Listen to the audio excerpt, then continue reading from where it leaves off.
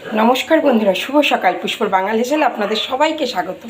আজ আমি বানিয়ে দেখাবো বাঘা আর মাছের ঝোল, সিম আর আলু দিয়ে, ধনেপাতা দিয়ে, একদম শীতের স্বাদ উপভোগ করব আজকে। কত সুন্দর মাছ দেখুন, পুরো মাখনের মতন পিস। আমার কিন্তু এই মাছ ভীষণ ভীষণ প্রিয়।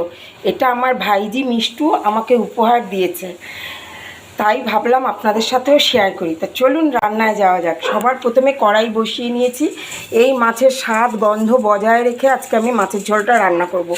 একদম সাদামাটাভাবে কটা সাদা জিরে শুকনো খোলায় আমি ভেজে নেব। কড়াইতে পরিমাণ মতন তেল দিয়ে দেবো। জিরে তো ভাজা হয়ে গেছে, খুব বেশি তেলও দেব না।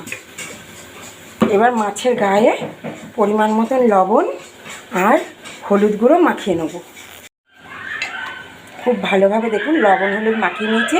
আর লেজাটাকে কিন্তু আমি এরকমভাবে একটু কাট লাগিয়ে দিয়েছি, তার কারণ হচ্ছে মশলাগুলো যেন খুব ভালোভাবে ঢোকে।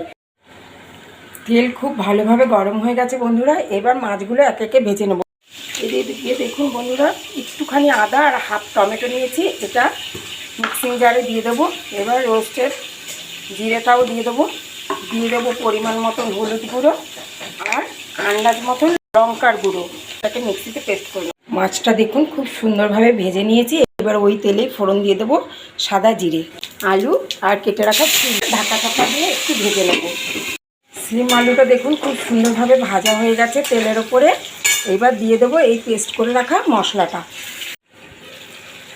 দেখুন বন্ধুরা কালারটা কি দারুণ এসছে। এই সময় দিয়ে দেবো আন্দাজ মতন লবণ।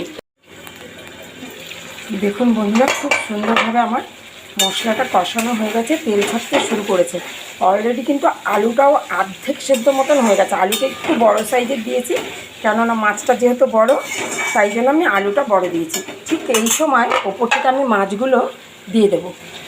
দিয়ে ঢাকা চাপা দিয়ে 2 থেকে 3 মিনিট মাছগুলোকেও কষিয়ে নেবো। খুব সুন্দরভাবে কষানো হয়ে গেছে। এবার ওপর থেকে জল দিয়ে দেবো পরিমাণ মতো।